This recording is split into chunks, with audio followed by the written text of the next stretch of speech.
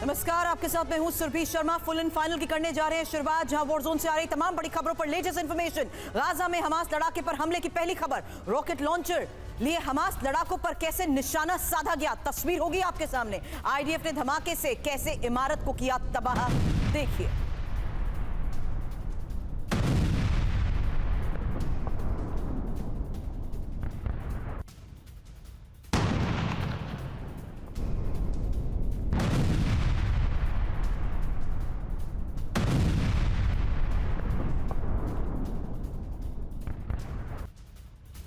Gaza city में Hamas के centre पर हमले की भी तस्वीर। इजरायली सेना ने आईईडी से हमले को अंजाम दिया, धमाका हुआ। इजरायली हमले में पूरी इमारत जमींदोज।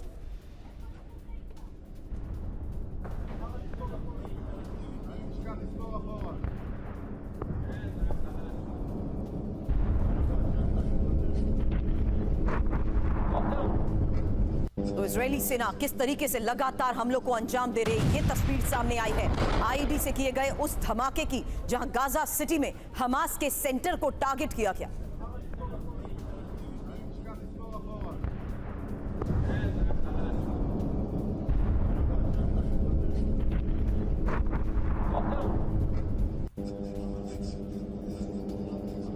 दो तस्वीरें एक साथ आपके सामने, जहां देखिए किस तरीके से इस फ्रंट पर अब हमलों को अंजाम दिया जा रहा। रॉकेट लॉन्चर लिए हमास लड़ाकों पर कैसे निशाना साधा गया, ये देखिए पहली तस्वीर। वहीं आईईडी से इजरायली सेना ने धमाके को अंजाम दिया, और ये धमाका हुआ उस जगह पर जहां पर सेंटर था। और आपको बता दें, गाजा सिटी में हमास के इस सेंटर को टारगेट कर हिट किया गया।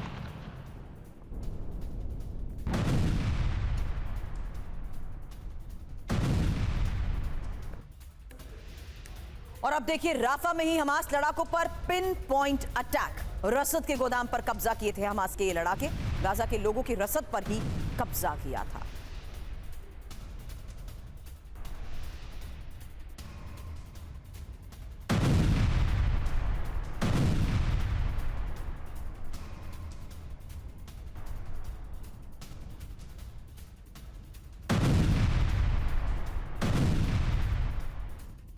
और राफा में इजरायली सेना की भयंकर गोलीबारी की भी तस्वीरें आई सामने। घेराव कर एक साथ कई टैंक्स ने शेल्स दागे, देखिए।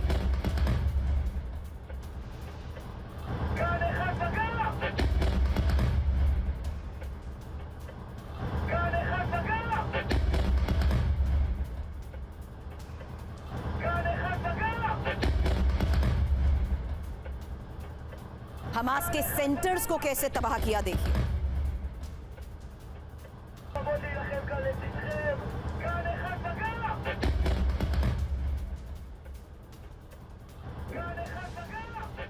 अब जिस तरीके से इस वक्त हमलों को अंजाम दिया जा रहा है, मेरे सहयोगी सुमित के साथ साथ मनीष झा भी करेंगे मुझे ज्वाइन। और साथ ही आपको बता दूं, lieutenant general retired Shankar Prasad sir defence expert के तौर पर इस वक्त हमें ज्वाइन कर चुके हैं। कॉमोडोर रिटायर्ड जीजे सिंह सर डिफेंस एनालिसिस के तौर पर इस वक्त हमें ज्वाइन कर चुके हैं। शंकर प्रसाद सर, सबसे पहले इस वक्त घेराव कर एक साथ किस तरीके से हमलों को अंजाम दिया जा रहा है, और खासकर उन लोकेशंस को जहां से वो ऑपरेट कर रहे थे, जो उनके सेंटर्स हैं।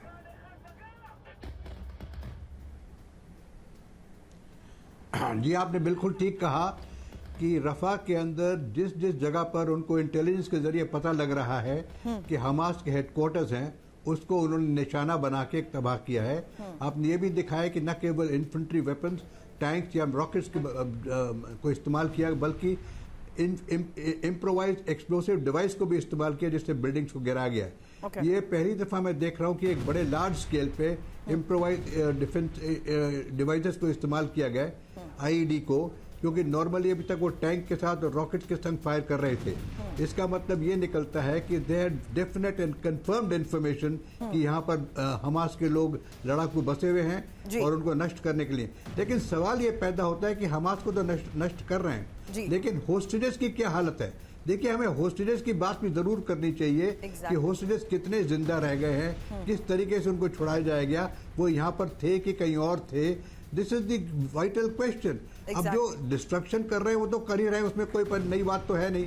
चाहे आप आईईडी से करें, चाहे रॉकेट्स के करें, चाहे टैंक से करें, और टारगेट सबको दिख ही रहा है रफा के अंदर, जहां पर इनके हेडक्वार्टर्स हैं, जहां पर हमास हैं। लेकिन the thing that we have to look at, इन लोगों को ये देखना है कि होस्टेजेस की क्या हालत है, इनका ऑब्जेक्टिव क्या है। इजरायली आर्म फोर्सेस का ऑब्जेक्टिव ये है कि किसी तरीके से हम अपने हॉस्टेजेस को निकालें। That is objective number 1। Exactly. और ऑब्जेक्टिव नंबर 2 ये है कि हमास को डिस्ट्रॉय करें। ठीक है, हमास को तो डिस्ट्रॉय कर ही रहे हैं, उसमें तो कोई डाउट नहीं है। क्योंकि जो खंडर बन चुके इलाके हैं वहां से भी तो हमास अभी भी ऑपरेट कर रहा है। इसको लेकर भी आगे आपसे सवाल करूंगी, लेकिन उससे पहले बड़ी खबर है एक और वॉर फ्रंट से, जहां रूसी सेना पर यूक्रेन के जबरदस्त हमले की तस्वीरें सामने आई है। और यूक्रेनी हमले में खाक हुए रूसी टैंक की ये तस्वीर देखिए। आपको बता दें, खार्किव के पास रूसी सेना को भारी नुकसान का किया जा रहा है दावा।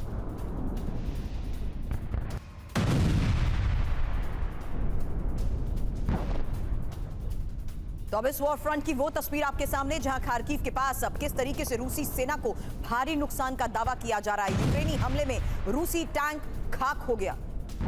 रूसी टैंक्स की मूवमेंट को ट्रैक किया जा रहा है, ट्रेस किया जा रहा है, और रूसी सेना पर लगातार हमलों को अंजाम यूक्रेन दे रहा है। यूक्रेनी सेना ने विध्वंसक ड्रोन अटैक किया। एक और तस्वीर आपके सामने होगी रूसी कब्जे वाले इलाके में भारी धमाके की, जहां रूसी सेना ने कई सैनिकों की मौत का किया है दावा।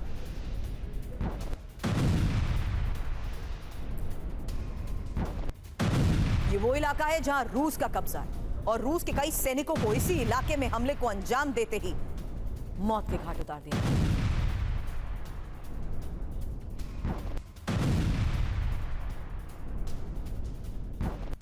अब रूस के क्रोस्नोडार में विध्वंसक ड्रोन हमले की तस्वीर आई सामने, जहां यूक्रेन ने ऑयल रिफाइनरी को टारगेट किया। देखिए, ये हमले के बाद रिफाइनरी में लगी भीषण आग की तस्वीरें सामने आई हैं।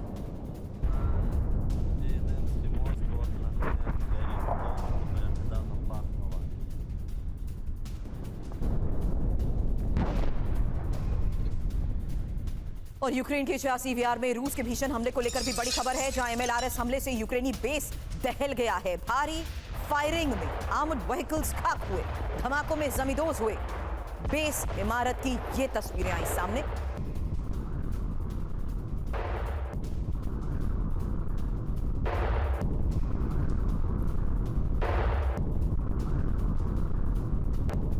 मनीष मेरे सहयोगी इस वक्त मेरे साथ जुड़े हुए हैं। मनीष, इस वॉर फ्रंट में अब ये कैसे मुमकिन हो पा रहा है कि जहां पर रूस कब्जे का दावा कर रहा है, वहीं यूक्रेनी सैनिक अब इन्हें भी मौत के घाट उतारे हैं? यानी बहुत हद तक क्या इन इलाकों से रूस को खदेड़ने में ये कामयाब हो रहे हैं?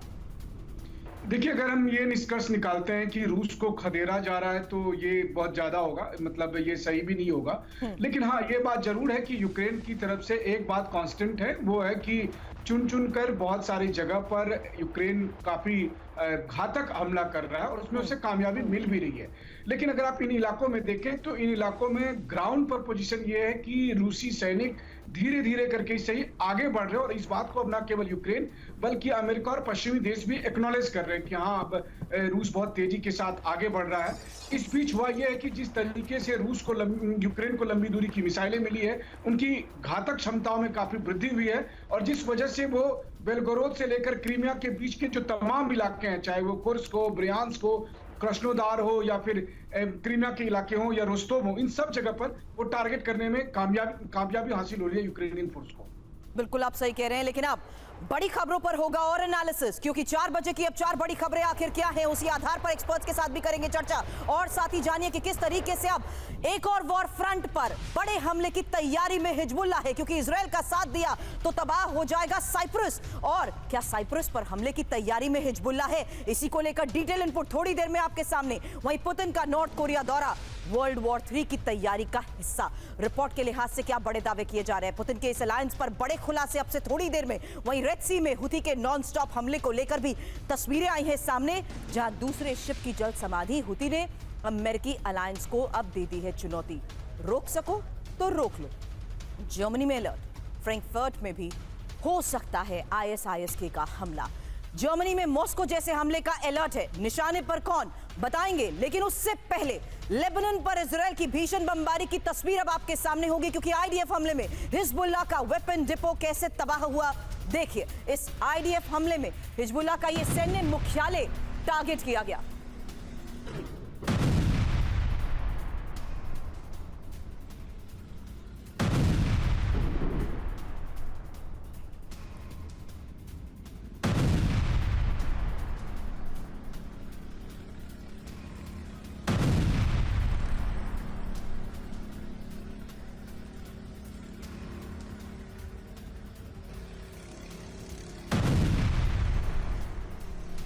लेकर ये बड़ी खबर है, इजराइल लेबनान में कभी भी फुल स्केल वॉर की आशंका है।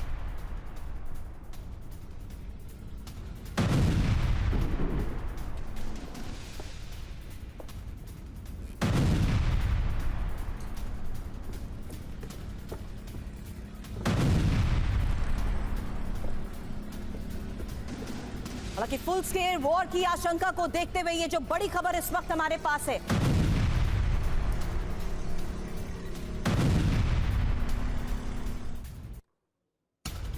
और बड़ी खबर है कि किस तरीके से अब उत्तरी इजराइल में हिजबुल्लाह के भीषण हमलों को अंजाम दिया जा रहा है। किरियत शमाना में लेबनान से विध्वंसक रॉकेट हमले की ये तस्वीर आई है सामने। हिजबुल्लाह ने रिहायशी इलाकों को टारगेट किया है। रॉकेट स्वॉर्म से बॉर्डर से लगे इलाकों में भारी दहशत की ये तस्वीर देखिए।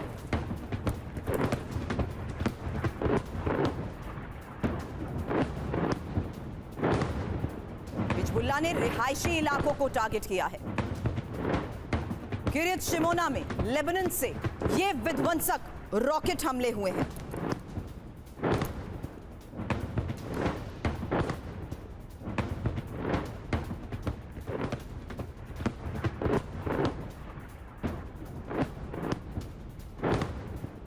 रॉकेट स्वॉर्म से बॉर्डर से लगे इलाकों में भारी दहशत की ये तस्वीर आपने देखी। लेकिन अब एक और सबसे बड़ी खबर है, जहां हिजबुल्लाह ने अब साइप्रस को हमले की दे दी है धमकी और इजराइल की मदद की तो साइप्रस पर हमला। अब इजराइल के लिए एयरपोर्ट खोला तो युद्ध माना जाएगा। इजराइल का एक इंच हिजबुल्लाह की जद में है और हिजबुल्लाह चीफ नसरल्लाह ने विध्वंसक चेतावनी में और क्या क्या कहा है, डिटेल इंफॉर्मेशन होगी आपके सामने। और साथ ही अब जानिए कि किस तरीके से साइप्रस पर हमला हिजबुल्लाह करेगा, क्योंकि बड़ी खबर यह आई कि हिजबुल्लाह चीफ नसरल्लाह ने साइप्रस को यह चेतावनी दे दी है, इजराइल की मदद की तो विध्वंसक हमले को अंजाम दिया जाएगा। इजरायली सेना के लिए एयरपोर्ट खोला तो युद्ध माना जाएगा। इजराइल की एक इंच जमीन हिजबुल्लाह की जद में और पूर्ण युद्ध की हालत में एडीजीएम मिसाइल और ड्रोन से हमले को देंगे अंजाम। आपको बता दें नसरल्लाह की इस चेतावनी को लेकर वे सुमित, सवाल आपसे, युद्ध का दायरा किस अलग अलग फ्रंट पर यह बढ़ रहा है? और यह तो एक सबसे बड़ा फैक्ट है कि इजराइल के लिए ये एयर स्पेस बहुत ज्यादा जरूरी भी है और इजराइल एयर स्पेस का अगर इस्तेमाल करता है यानी और देश और ज्यादा नियर बाय लोकेशंस उसकी टारगेट पर आएंगे। और हिजबुल्लाह ने तो अब साइप्रस को इसी को देखते हुए बड़ी चेतावनी भी दे दी है। देखिए बिल्कुल, अगर नसरल्लाह ने खासतौर पे हिजबुल्लाह ने जो धमकी दी है, ये सिर्फ धमकी नहीं, इसके पीछे उनकी तैयारियां भी है। कहा जा रहा है कि करीबन 110 से ज़्यादा जो फतेह मिसाइल है वो साइप्रस के एरियाज को टारगेट करते हुए, खासतौर पे 300 किलोमीटर के एरिया को टारगेट करते हुए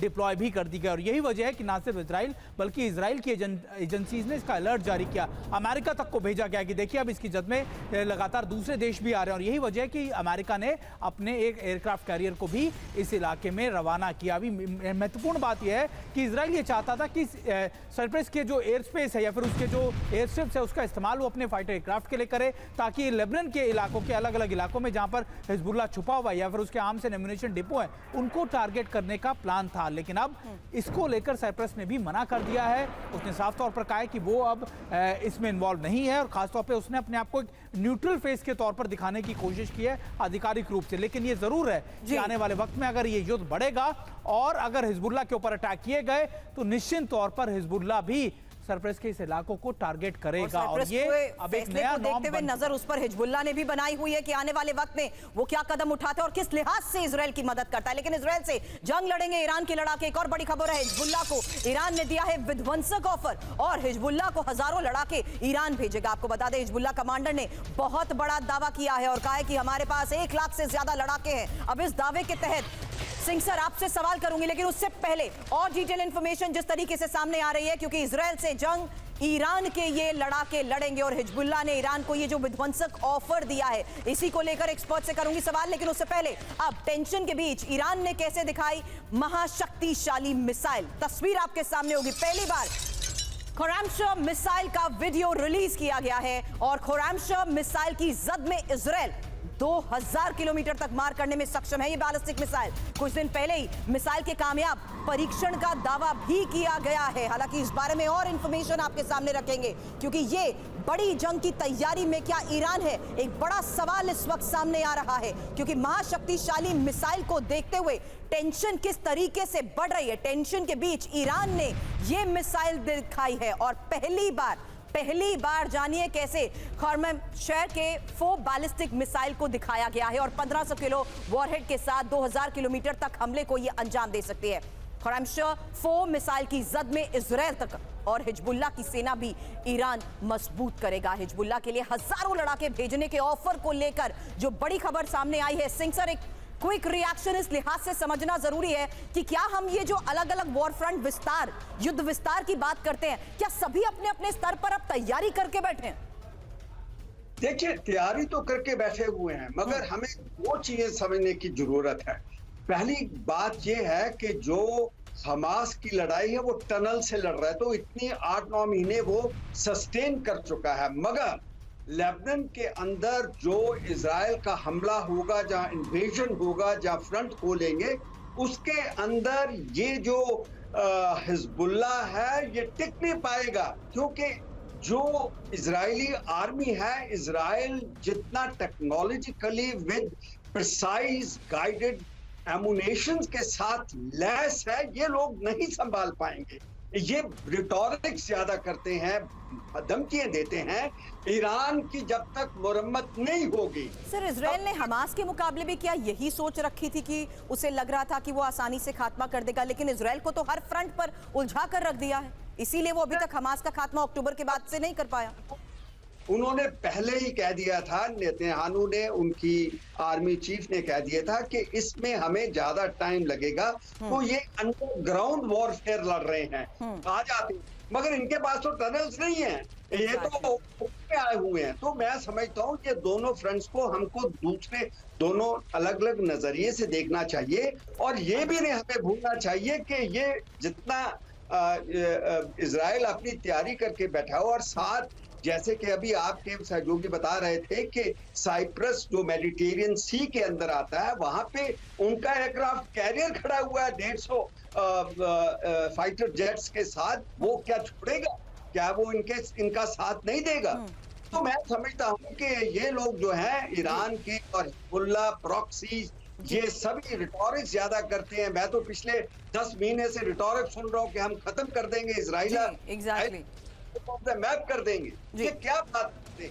इनके पास, मैं आपके पास जल्द वापस आती हूँ, क्योंकि एक और वॉर फ्रंट से बड़ी खबरें भी हमारे पास हैं, और ये भी जानेंगे कि आखिर किस तरीके से अभी हिजबुल्लाह की धमकी के बारे में एक्सपर्ट से बात कर रहे थे, लेकिन अब पुतिन की जंगी तैयारी को लेकर भी होगा सवाल, और साथ ही वर्ल्ड वॉर 3 का क्या काउंटडाउन शुरू हो चुका है। अब बड़ी खबर है, यूक्रेनी हमले में रूसी T-80 टैंक के परखच्चे उड़े। तस्वीर आपके सामने होगी रूसी T-80 टैंक पर यूक्रेन के ड्रोन हमले की, जहां खार्किव में रूसी फ्रंटलाइन पर तैनात था ये T-80 टैंक, और 24 घंटे में 3 रूसी टैंक के तबाह होने का किया जा रहा है दावा।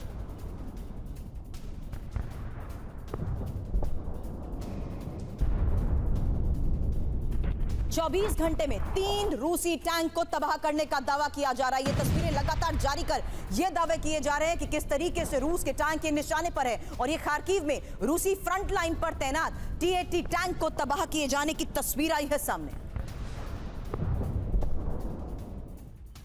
अब रूस में सैन्य वाहन में धमाके की तस्वीर देखिएगा। विस्फोटक से भरे सैन्य ट्रक पर हुआ ब्लास्ट, जहां धमाके के बाद आग की ऊंची लपटें भी उठती नजर आई। यूक्रेन के ड्रोन हमले की आशंका है।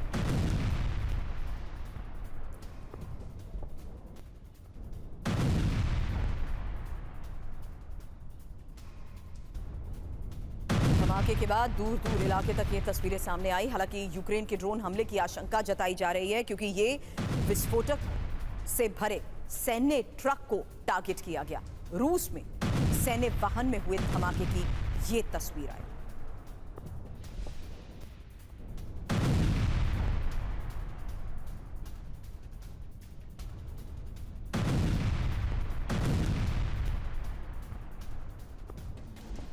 दो तस्वीरें एक साथ आपके सामने, जहां देखिए किस तरीके से रूसी टैंक्स को टारगेट किया जा रहा है, और रूस की हर गतिविधि पर नजर बनाते हुए किस तरीके से सैन्य वाहन में धमाका किया गया, किस तरीके से रूसी फ्रंटलाइन पर तैनात T-80 टैंक में ब्लास्ट हुआ, उसकी तस्वीरें आई हैं सामने।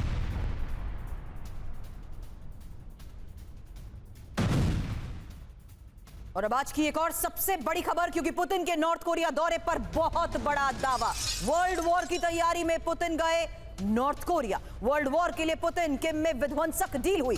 विश्व युद्ध 3 हुआ तो रूस और नॉर्थ कोरिया एक साथ पश्चिम देशों के खिलाफ पुतिन के साथ रहेंगे किम। अब पुतिन की तैयारी क्या है, पुतिन की जंगी तैयारी क्या है और पुतिन के इस दौरे के दौरान आगे की किस रणनीति पर हुई है चर्चा। हालांकि पुतिन की इसी जंगी तैयारी को लेकर और इंफॉर्मेशन होगी अब आपके सामने, जहां जानिए पुतिन और किम के इस सहयोग पर पूरी दुनिया की नजर है। लेकिन अब इस मुलाकात के बारे में और जानकारी देने से पहले ये 3 तस्वीरें एक साथ आपके सामने, जहां देखिए इस वॉर फ्रंट में रूस किस तरीके से अब हमलों को अंजाम दे रहा है, लेकिन रूस के सैन्य वाहन और उसके टैंक्स किस तरीके से यूक्रेन के टारगेट पर है, वो तस्वीरें आई हैं सामने। वहीं तीसरी और महत्वपूर्ण बड़ी खबर आपने देखी, जहां वर्ल्ड वॉर की तैयारी में पुतिन और किम की डील को लेकर खबर बड़ी है, क्योंकि किम और पुतिन की मुलाकात विश्व युद्ध का आगाज। क्यों कह रहे हैं? क्योंकि पुतिन के नॉर्थ कोरिया दौरे को वर्ल्ड वॉर की तैयारी समझा जा रहा है। रिपोर्ट्स के जरिए किए जा रहे दावे के तहत ये इंफॉर्मेशन, जहां नॉर्थ कोरिया के साथ सैन्य और तकनीकी सहयोग से इनकार नहीं पुतिन की तरफ से कहा गया। पश्चिमी देशों के खिलाफ जंग में रूस का साथ नॉर्थ कोरिया देगा, ये बयान किम का। वहीं वर्ल्ड वॉर के लिए पुतिन और किम के बीच हुई कई विध्वंसक डील। हालांकि किसी भी देश से जंग की स्थिति में दोनों देश एक दूसरे के साथ रहेंगे और किसी भी एक देश पर हमला हुआ तो दूसरा देश तुरंत सैन्य सहायता भी देगा। शंकर सर, सवाल इसी बारे में आपसे करूंगी सवाल, क्योंकि इन दोनों का साथ आज विश्व युद्ध के आगाज को लेकर क्या बड़े सवाल खड़े कर रहे हैं। होगा आपसे सवाल, क्योंकि पुतिन ने अब वर्ल्ड वॉर की तैयारी शुरू कर दी है। यह महत्वपूर्ण सवाल है। क्या पुतिन का नॉर्थ कोरिया और बीजिंग दौरा वर्ल्ड वॉर की तैयारी के लिए है? एक और महत्वपूर्ण सवाल, क्या पुतिन ने नेटो पर अटैक का मन बना लिया है? क्या पुतिन को लगता है कि नेटो रूस पर हमला करेगा? क्या पुतिन को लगता है कि यूक्रेन युद्ध वर्ल्ड वॉर में तब्दील होगा? Over to you Prasad sir. आपने बिल्कुल ठीक एनालिसिस किया है। समझने की बात ज़रूरी ये है कि रशिया और नॉर्थ कोरिया दोनों न्यूक्लियर देश हैं। They both got nuclear weapons. तो दो न्यूक्लियर कंट्रीज की एक समझौता हुआ है कि एक दूसरे पर हमला होगा तो हम उसको अपने पर हमला मानेंगे। So this is a very strong strategic partnership developed between Putin and north Korea. दूसरी बात आपने कहा वर्ल्ड वॉर की तैयारी। देखिए, पिछले कुछ दिनों से हम देख रहे हैं कि रशिया ने अपने पूरे जो न्यूक्लियर वेपन्स हैं उनको तैयार कर रखा है और उन्होंने कन्वेंशनल वेपन्स को तैयार कर रखा है। सब टारगेट्स उनके रडार पर हैं, चाहे यूरोप में हो चाहे यूके में हो। और उसी प्रकार से पिछले कुछ हफ्ते से आपने देखा, 1-10 दिन से, कि यूरोपियन कंट्री, नेटो कंट्रीज भी अपने न्यूक्लियर वेपन्स को डिप्लॉय कर चुकी हैं। सो न्यूक्लियर वेपन्स के बारे में बात न करें तो अच्छा है, लेकिन ज़रूरी बात समझने की यह है कि न्यूक्लियर वेपन्स की तैयारी दोनों तरफ से पूरी हो रही है। लेकिन nuclear weapons are only weapons of deterrence. उनको कोई इस्तेमाल नहीं करेगा, क्योंकि किसी ने भी इस्तेमाल कर दिया तो पुराना लफ्ज़ चलता है mad, MAD, mutually assured destruction. तो मैं मानता हूं कि न्यूक्लियर वॉर तो नहीं हो पाएगी, ना होनी चाहिए, हम उम्मीद यही करते हैं। लेकिन कन्वेंशनल वॉर की जो संभावना है वो बढ़ती जा रही है दिन पे दिन। आपने ये भी देखा होगा कि Russian troops, Russian nuclear submarine Cuba में जाके फ्लोरिडा से मुश्किल से 150 किलोमीटर दूर हैं। सो इट्स और चाइना लगातार रशिया को सपोर्ट कर रहा है। तो एक तरफ nuclear power Russia, nuclear power north Korea, nuclear power China, और दूसरा NATO nuclear power including United kingdom and also the US. तमाम खबरों में जो प्रोजेक्शन और जिस तरीके से ये मूवमेंट्स देखी जाती हैं, जिस लिहाज से ये फैसले लिए जाते हैं, एक बड़ी खबर सामने आई है जहां तानाशाही शक्तियां एकजुट हो रही हैं। नेटो की तरफ से कहा गया डील से तानाशाही शक्तियां करीब आ रही हैं। तानाशाही शक्तियों से लोकतंत्र की रक्षा भी जरूरी है। अब नेटो की तरफ से ये जो बड़ी बात कही गई है, मनीष आपसे इस बारे में आगे सवाल करूंगी, क्योंकि नेटो देशों पर खतरे को देखते हुए भी इससे पहले हम कई बार चर्चा कर चुके हैं, और आज रूस की इसी जंगी तैयारी के तहत नेटो का यह बयान कि तानाशाही शक्तियां एकजुट हो रही हैं, इसका मतलब आपसे समझेंगे। पहले इंफॉर्मेशन कि किस तरीके से किम पुतिन की डील नेटो में खलबली, जहां पुतिन और नॉर्थ कोरिया के बीच हुए समझौते से पश्चिमी देशों की टेंशन को लेकर तो लगातार हम चर्चा करते आ रहे हैं, वहीं डील के जरिए तानाशाही शक्तियां एकजुट होने का जो प्रयास कर रही हैं, यह बात नेटो कह रहा है। डील के माध्यम से कई तानाशाही शक्तियां एक दूसरे के करीब आ रही हैं। जिस तरह एक दूसरे का समर्थन किया जा रहा है, वैसा पहले कभी नहीं देखा गया है। और नया रक्षात्मक समझौता तानाशाही ताकतों के बीच बढ़ते तालमेल को ही दर्शाता है। लोकतंत्र में भरोसा रखने वाले देशों के लिए यह वक्त एकजुट रहने का है। मनीष आपके पास आती है उससे पहले एक और बड़ी खबर, क्योंकि अमेरिका के दुश्मन देशों के साथ रूस की बड़ी डील को लेकर खबर बड़ी है। अमेरिका को रूस की डील का नहीं था अंदाजा, रिपोर्ट में दावा किया जा रहा है। नॉर्थ कोरिया से चीन तक मॉस्को की पहुंच से झटका, और सूत्रों के हवाले से वॉल स्ट्रीट जर्नल की रिपोर्ट में इसको लेकर किए जा रहे दावे, जहां रूस की नई सुरक्षा साझेदारी का अमेरिका को अंदाजा ही नहीं था। अब किम, जिनपिंग और पुतिन, अमेरिका टेंशन में क्यों है, इसको लेकर सवाल होगा। किम, जिनपिंग और पुतिन के गठबंधन से अमेरिका को लगे बड़े झटके को लेकर खबर बड़ी है। रूस की चीन से नॉर्थ कोरिया तक की पहुंच को अमेरिका नहीं सोच पाया। अमेरिकी दुश्मन से मॉस्को की सुरक्षा साझेदारी का वॉशिंगटन को अंदाजा ही नहीं था। खुफिया स्रोत के हवाले से, अलग अलग सोर्सेस के हवालों से जिस तरीके से ये बड़े दावे किए जा रहे हैं, फिलहाल ये इंफॉर्मेशन आपके सामने, जहां वॉल स्ट्रीट जर्नल की रिपोर्ट में इसको लेकर दावे किए गए। अमेरिका के खिलाफ चीन, नॉर्थ कोरिया और ईरान खुलकर रूस के साथ। मनीष, अब ये पहला एक बड़ा सवाल कि आखिर किस तरीके से अमेरिका को इस बारे में कोई भनक ही नहीं थी, और महत्वपूर्ण ये कि आखिर इन सबकी साझेदारी को लेकर नेटो किस तरीके से अब अपने स्तर पर तैयारी करना चाहता है। देखिए सुरभि, पता नहीं कैसे अमेरिका को इसकी जानकारी नहीं थी, जबकि मेरे पास जानकारी थी। हम लोग टीवी9 पर अपने दर्शकों को बता रहे थे कि रूस और उत्तर कोरिया के बीच में क्या एग्रीमेंट हो सकता है। हम ये भी कह रहे थे कि अमेरिका और यूक्रेन ने 10 साल का एग्रीमेंट किया है, और रूस और उत्तर कोरिया के बीच जो एग्रीमेंट होगा वो सिक्योरिटी एग्रीमेंट इसी तरह का होगा कि हम दोनों एक दूसरे को युद्ध के समय साथ देंगे।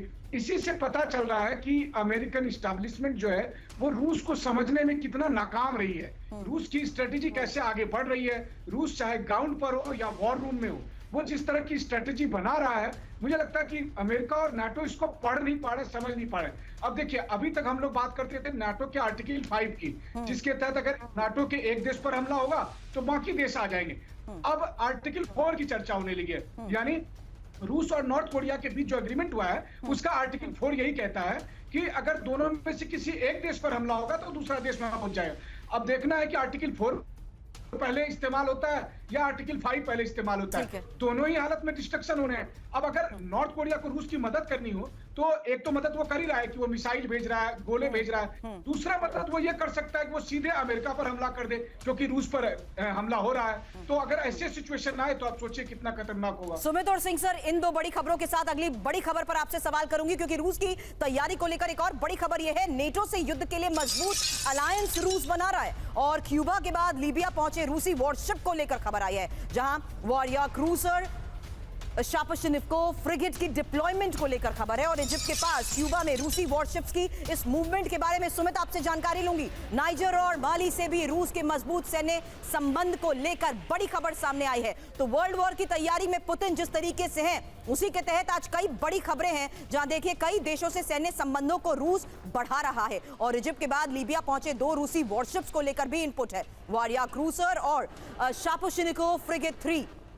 अब आपको बता दें 3 दिन तक ये लीबिया में रहेंगे, और अमेरिका के सहयोगी ग्रीस, इटली और इजराइल को ये बड़ी वार्निंग भी मानी जा रही है। हालांकि पुतिन का ये अलायंस वर्ल्ड वॉर की तैयारी को देखते हुए इस पर भी करूंगी सवाल, जहां देखिए किस तरीके से चीन, north Korea, Iran, Libya, Cuba, Egypt, niger और माली, ये जो मैप इस वक्त सुमित में दिखा रही हूं, यहां इस अलायंस के तहत तैयारी जो रूस की है उसकी मूवमेंट को लेकर फिलहाल क्या अपडेट है? देखिए, जिस तरीके से आप पहले बात कर रही थी कि अमेरिका को इसकी भनक नहीं थी, ये बिल्कुल अंडर एस्टिमेटेड स्टेटमेंट है। कल अमेरिका की तरफ से कहा गया कि देखिए, हमको पता था कि रूस के पास हथियारों की कमी हो रही है, और लगातार इसी वजह से रूस के राष्ट्रपति अलग अलग देशों में घूम रहे। और आज ये कहा जा रहा है, देखिए हमको इन एग्रीमेंट्स की भनक तक नहीं थी। और थोड़े दिन पहले ही अमेरिका की तरफ से रिपोर्ट आई कि 10,000 से ज्यादा कंटेनर नॉर्थ कोरिया से रूस भेजे गए। तो विरोधाभास है, लेकिन इंपॉर्टेंट क्या है कि रूस अपना काम बहुत स्ट्रेटेजिकली कर रहा है। पिछले 2 सालों में रूस ने हर उस पॉइंट के ऊपर अपने आप को प्रूव किया जो युद्ध क्षेत्र में उसके लिए चुनौती बना। अभी रूस क्या कर रहा है? रूस ना सिर्फ डिप्लोमेटिक चैनल से बल्कि जमीन पर अपनी डिप्लॉयमेंट को और मजबूत कर रहा है। अफ्रीका में चीन की मौजूदगी दुनिया भर से छुपी नहीं है। चीन आज के टाइम में अफ्रीकी देशों में सबसे ज्यादा मजबूत स्थिति में। क्यूबा के अंदर न्यूक्लियर सबमरीन को भेज देना, लगातार अपनी वॉर एक्सरसाइजेज रूस को करना, और एक कॉम्प्रिहेंसिव स्ट्रेटेजिक पार्टनरशिप ना सिर्फ आप देखिए कि नॉर्थ कोरिया के साथ वियतनाम के साथ मूवमेंट्स को लेकर भी बड़ी खबर आ रही है। सिंह सर आपके पास आती हूं क्योंकि फिनलैंड बॉर्डर के नजदीक रूस के चौंकाने वाली मूवमेंट को लेकर भी एक बड़ी खबर है, जहां रूस ने बॉर्डर से अब 80% सैनिक हटा दिए और सैन्य उपकरण हटा दिए। हालांकि यूक्रेनी बॉर्डर के नजदीक सैनिकों को शिफ्ट जिस तरीके से किया जा रहा है, इसका मतलब भी समझना जरूरी है। हालांकि सैटेलाइट तस्वीरों से रूस के बड़े मूवमेंट को लेकर हुए खुलासे के बारे में ये इंफॉर्मेशन, जहां इंटेलिजेंस के हवाले से फिनलैंड की न्यूज एजेंसी ये बड़े दावे कर रही है। अब तारीखों के लिहाज से भी दो तस्वीरें आपके सामने हमने रखी हैं, जहां 10 दिसंबर 2021 की ये तस्वीर, सैन्य वाहन किस तरीके से यहां पर नजर आ रहे हैं, हथियारों का भंडार यहां पर नजर आ रहा है। वहीं अब देखिए 2026 मई 2024 की ये तस्वीर, जब हथियारों को हटा लिया गया है, सैन्य वाहनों को हटा लिया गया है। तो ये दो तस्वीरें बहुत इंपॉर्टेंट हो जाती हैं, जहां अब देखिए कि रूस की ये डिप्लॉयमेंट, हालांकि फिनलैंड को हैरानी इससे क्यों हो रही है। इंफॉर्मेशन वॉल पर इन्हीं दो तस्वीरों के साथ साथ ये जानकारी आपके सामने कि किस तरीके से रूसी बेस से हथियार और सैन्य वाहनों को हटाने का लिया गया है फैसला। क्यों रूसी सैनिकों और हथियारों की यूक्रेनी बॉर्डर पर शिफ्टिंग का मतलब, सिंह सर आपसे मैं समझना चाहूंगी, नेटो से टेंशन के बीच रूसी मूवमेंट से फिनलैंड भी हैरान नजर आ रहा है, और रूस की ये डिप्लॉयमेंट जिस तरीके से हुई है उसी के तहत ये दो तस्वीरें भी हमने आपको दिखाई, जहां अब की ये तस्वीर है सैन्य वाहनों और हथियारों को हटाने की। सिंह सर समझाइए, ये मूवमेंट, ये फैसले किस लिहाज से इस वक्त लिए जा रहे हैं, जहां फिनलैंड से सटे बॉर्डर से ही रूस ने अपने 80% सैनिकों को हटा लिया। देखिए सूर्य जी, सबसे पहले तो मैं एक छोटी सी बात कहना चाहता हूं कि जैसे ये अपने बाइडेन साहब स्टेटमेंट्स देते हैं या नेटो वाले स्टेटमेंट देते हैं, सब डिप्लोमेटिक स्टेटमेंट्स हैं। अगर मैं कहूं तो मेरी माने तो मैं कहूंगा कि ये लोग भी पूरे अलर्ट पे हैं, इनको सब कुछ मालूम है क्या हो रहा, कहां मूवमेंट, कहां हो, किधर कौन कर रहा है, क्या नहीं कर रहा। ये लोग जो हैं ये बहुत ही सटल और अपने चुप से काम करते हैं, इतनी रिटोरिक्स में बिलीव नहीं करते। अभी आई आपकी क्वेश्चन की जो आंसर, वो ये है कि जितने न्यूक्लियर एसेट्स थे रशिया के, वो फिनलैंड के, अगर जिसे हम क्रो फ्लाई डिस्टेंस कहते हैं कि सीधा डिस्टेंस पड़ता है, वो पहले बहुत नजदीक थे। तो हमने देखा कि जो रशिया था वो इसमें बड़ा बुखलाहट में था कि अगर कोई न्यूक्लियर वेपन्स के ऊपर अटैक करता तो उसके जितने न्यूक्लियर एसेट्स वो खत्म हो जाएंगे। अभी ऐसे लग रहा है कि उसने अपने जितने न्यूक्लियर एसेट्स है, मैं जगह का नाम भूल रहा हूं, वो सिर्फ 400-500 किलोमीटर की दूरी पे है फिनलैंड बॉर्डर से। वो अभी इन्होंने शिफ्ट करके कहीं इंटीरियर दूसरी जगह पे ले गए होंगे, इसीलिए उन्होंने ये डिप्लॉयमेंट को कम किया है। अदरवाइज मैं कोई रीजन नहीं देखता कि उनको वहां से जितने सैनिक थे क्यों हटाने चाहिए थे। ठीक है, उन्होंने जरूर अपने आप को सिक्योर किया होगा, जो हमें इस टाइम, इस मौके, इस वक्त मालूम नहीं है, क्योंकि इंटेलिजेंस जो होती है कई चीजें बाहर नहीं आती, जो बिल्कुल जिसे कहते हैं छुपा के और बड़े ही एक साइलेंट, वो सीक्रेसी मेंटेन की जाती है। हिजबुल्लाह की धमकी को लेकर आगे बड़ी खबर आपके सामने होगी, और इसी धमकी के तहत क्या मिट जाएगा इजराइल? बड़ा सवाल। इजराइल में हिजबुल्लाह के रॉकेट से हमले की पहले तस्वीर देखिएगा, जहां किरियत शिमोना में हिजबुल्लाह ने कुत्यूशा रॉकेट दागे हैं और इजराइल के आयरन डोम डिफेंस सिस्टम भी एक्टिव।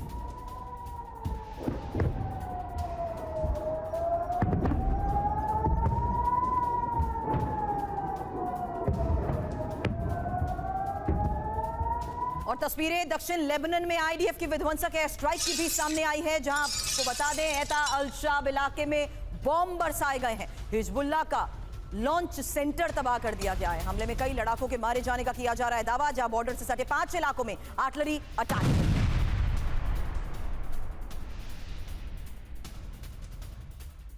तो तस्वीरें एक साथ आपके सामने, जहां देखिए किस तरीके से इस वॉर फ्रंट में अब हिजबुल्लाह ने रॉकेट हमलों को अंजाम दिया है। वहीं कई हमलों में लड़ाकों के मारे जाने का किया जा रहा है दावा, क्योंकि अब जो हमले को अंजाम दिया गया वो बॉर्डर से सटा वो इलाका है जहां पर आर्टिलरी अटैक हुआ है। और ये तस्वीरें सामने आई दक्षिण लेबनान में आईडीएफ की एयर स्ट्राइक की। और अब इजराइल की हिजबुल्लाह को बहुत बड़ी धमकी, हिजबुल्लाह को जड़ से खत्म करेंगे आईडीएफ का दावा। लेबनानी लोगों को ढाल बना रहा है हिजबुल्लाह। लेबनान को विनाश की ओर ले जा रहा है हिजबुल्लाह। आईडीएफ प्रवक्ता डेनियल हगारी की तरफ से दी गई वार्निंग के बारे में इंफॉर्मेशन वॉल पर भी डिटेल होगी आपके सामने। उससे पहले अब इजराइल की हिजबुल्लाह को यह सबसे बड़ी धमकी, जहां खात्मे का किया जा रहा है दावा। हिजबुल्लाह को जड़ से खत्म करने के दावे के तहत हिजबुल्लाह को महाविनाश की यह धमकी आखिर है क्या, इस पर सुमित आपसे करूंगी सवाल। उससे पहले इंफॉर्मेशन, इजरायली सेना ने हिजबुल्लाह को जो बड़ी चेतावनी दी, आईडीएफ प्रवक्ता डेनियल हगारी का यह बयान सामने आया है कि हमें हिजबुल्लाह के ठिकानों का पता है, वहीं पर विध्वंसक वार होगा। दावा यह कर रहे हैं कि लेबनानी लोगों के बीच हिजबुल्लाह छिप रहा है। आईडीएफ की तरफ से कहा जा रहा है लेबनान को विनाश की ओर हिजबुल्लाह ले जा रहा है, और साथ ही लेबनानी लोगों को हिजबुल्लाह की सच्चाई नहीं पता है। लेकिन सुमित, सवाल यह है कि इस दावे के तहत यह मुमकिन कैसे हो पाएगा?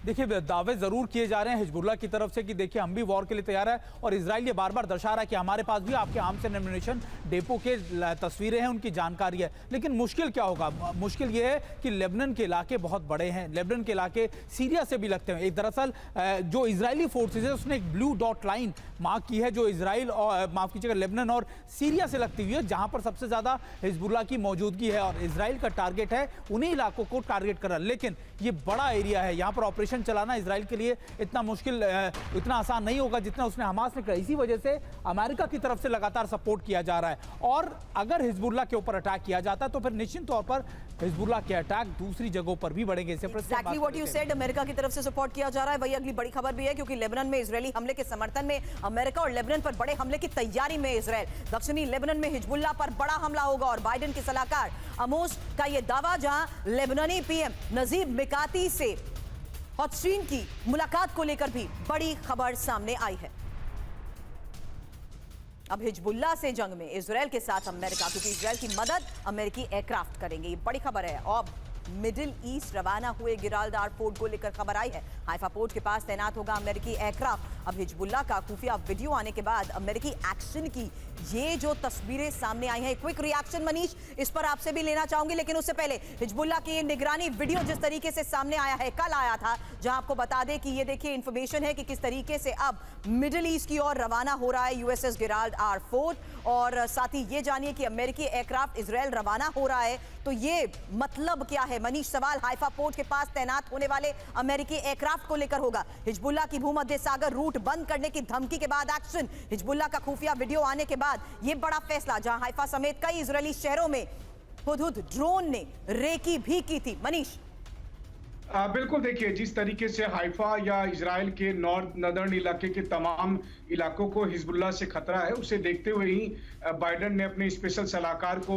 बेरूत भेजा था, जहां पर उन्होंने लेबनान के प्रधानमंत्री, लेबनान के स्पीकर से मुलाकात की। उन्हें बताया भी कि इजराइल वॉर शुरू करने वाला है, और वो उनके मुताबिक जो है ये 5 हफ्ते के भीतर ये वॉर शुरू हो जाएगी, और इसीलिए किसी तरह से हिजबुल्लाह को मनाया जाए ताकि हिजबुल्लाह हमला करना बंद कर दे, वरना आईडीएफ हमला करेगा, ये कहना था। और वैसी स्थिति में इजराइल के साथ साथ अमेरिका भी लड़ेगा, और अमेरिका ने उसी समर्थन में जेरल्ड फोर्ड को वहां पर भेजा है। अब देखिए हिजबुल्लाह की स्ट्रेंथ क्या है, इसको आईडीएफ अभी अंडर एस्टिमेट कर रही है, या फिर वो पोस्टर दिखा रही है कि वो नहीं डर रही है। हकीकत ये है कि आज की तारीख में वो हाइफा में जिस तरीके से उसने वीडियो बनाकर दिखाया, या फिर अगर देखें आप तो हिजबुल्लाह के लड़ाके सीरिया में आईएसआईएस या अलकायदा के आतंकी संगठनों के खिलाफ लड़ने का उनका एक्सपीरियंस है।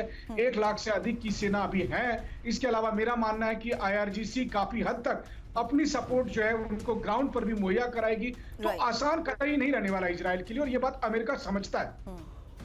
बिल्कुल sir, Shankar sir, I come over to you. अमेरिकी एक्शन को लेकर और इजराइल के कुछ फैसलों को लेकर क्या अमेरिका भी अब नाराज एक बार फिर नजर आ रहा है? बड़ी खबर है, इजराइल हिजबुल्लाह तनाव के बीच अमेरिकी एक्शन को लेकर, जहां अमेरिका ने कैंसिल की इजराइल के साथ मीटिंग, और ईरान मुद्दे पर व्हाइट हाउस में होने वाली थी ये हाई लेवल मीटिंग। नेतन्याहू के वीडियो पोस्ट से अमेरिका भड़का है। नेतन्याहू ने अमेरिका से हथियार सप्लाई रुकने का दावा किया। इंफॉर्मेशन इसी बारे में आगे आपके सामने, क्योंकि नेतन्याहू से नाराज अमेरिका को लेकर इंफॉर्मेशन ये कि अमेरिका ने इजराइल के साथ बैठक को कैंसिल किया, और व्हाइट हाउस में ईरान मुद्दे पर हाई लेवल एक मीटिंग होने वाली थी। नेतन्याहू के दावों से अमेरिका नाराज हुआ है। नेतन्याहू ने अमेरिका से हथियार, गोला बारूद सप्लाई रुकने का दावा किया और युद्ध की शुरुआत के बाद सिर्फ एक हथियार शिपमेंट रुकी। बाइडेन के सलाहकार की तरफ से ये बात भी कह दी गई। शंकर सर, अब ये मदद बहुत इंपॉर्टेंट तो है ही, लेकिन जिस लिहाज से इजराइल फैसले ले रहा है, क्या अमेरिका भी उसको सोचते हुए अपने फैसलों में तब्दीली कर रहा है?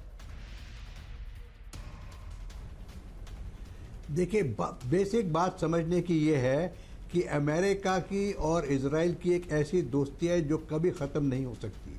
ये सब पॉलिटिकल बातें होती हैं, डिप्लोमेटिक बातें होती हैं, वर्ल्ड के लिए होती हैं। अमेरिका किसी हालत में भी कभी चूकेगा नहीं इजराइल को सपोर्ट करने के लिए, चाहे वेपन्स एंड इक्विपमेंट के जरिए हो, चाहे किसी और जरिए हो। अगर इस समय आप देखें कि किस तरीके से फोर्सेस बटी हुई हैं, America and Israel are forever together, उनको कोई अलग नहीं कर सकता। उनके दुश्मन मिडिल ईस्ट में हैं, हमास, हिजबुल्ला और हूती खास तौर से। इन सब का लीडर है ईरान। तो इस समय ईरान एक तरफ जो सबका कंट्रोल करता है तीनों मिलिट्री ऑर्गेनाइजेशंस का, वो बेसिक थ्रेट है to Israel and to United States of America. आप देख रही हैं कि किस तरीके से हूती इस्तेमाल करता है अपने रॉकेट्स को डिस्ट्रॉय करने के लिए, कमर्शियल लाइनर्स को भी, कमर्शियल जहाज, पानी के जहाज़ों को भी। तो समझने की बात यह है कि ये सब पॉलिटिकिंग होता है, लेकिन ये मान के चलिए कि अमेरिका किसी हालत में भी इजराइल को अलग नहीं छोड़ेगा, उसका साथ हमेशा देगा, उसको जो जरूरत पड़ेगी उसको देता रहेगा। लेकिन पॉलिटिकल डिप्लोमेटिक बातें होती हैं, ये चलती रहेंगी।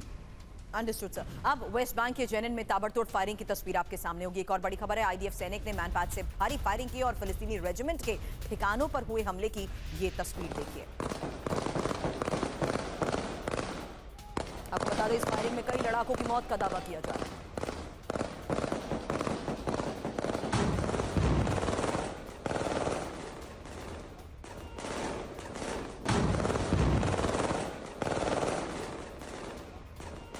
और अब हूती के कमर्शियल शिप पर किए गए हमले को लेकर आज एक बड़ी खबर है। हूती के हमले से डूबा एक और जहाज। आपको बता दें, हूती ने तबाह किया क्योंकि कमर्शियल शिप। हूती के इस हमले में 80,000 टन कोयला जलमग्न हो चुका है। हूती ने हमले का वीडियो जारी कर बड़े दावे किए हैं। मिसाइल और विस्फोटक से भरे बोट से हमला।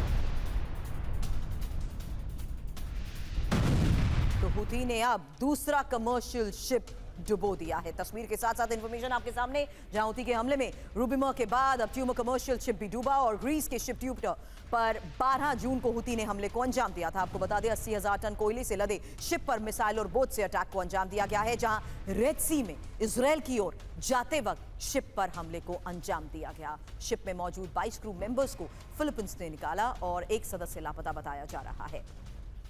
बड़ी खबर है, कमर्शियल शिप पर हमले का यूएस फोर्स ने बदला लिया है, जहां यमन में हूती के 3 ठिकानों पर प्रचंड अटैक हुआ है। यमन में हूती का ग्राउंड कंट्रोल स्टेशन तबाह करने का दावा किया जा रहा है। अमेरिकी हमले में हूती का कमांड और कंट्रोल बेस नष्ट। यूएस सेंट्रल कमांड ने तबाह किए बोट्स। तो क्या अमेरिका ने लिया है हूती के हमले का बदला? बड़ी इंफॉर्मेशन आपके सामने, जहां यमन में हूती के 3 ठिकानों पर स्ट्राइक की गई है। यूएस सेंट्रल कमांड के हमले में कंट्रोल स्टेशन तबाह करने का दावा किया जा रहा है। अमेरिकी सेना के अटैक से कमांड बेस में हुई तबाही और हूती के 2 सरफेस वेसल ड्रोन रेड सी में किए गए टारगेट। तो बड़ी खबर यह है कि हूती के हमलों से शिप इंडस्ट्री में बौखलाहट है और शिप ग्रुप्स ने हूती को खत्म करने की अब मांग कर दी है। निर्दोष नाविकों पर हमला हूती कर रहा है। हूती के हमलों को रोकना ही होगा। नाविकों की रक्षा करे प्रभाव रखने वाले देश। तो वॉर जोन से आ रही तमाम बड़ी खबरों पर रहती है हमारी नजर। फुल एंड फाइनल में इतना ही। बने रहे हमारे साथ, जल्द वापस लौटेंगे इस छोटे से ब्रेक के बाद।